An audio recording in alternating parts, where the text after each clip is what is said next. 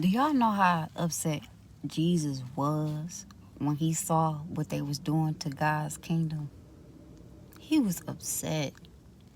He walked over to the run. He ran over to those tables, started flipping tables over. They was selling animals, locking them up in cages, flipping tables over, upset, mad, upset at what they was doing to God's kingdom. How many of y'all are like Jesus? Y'all not upset about how this world going? You can't control people, right? That's right. You can't.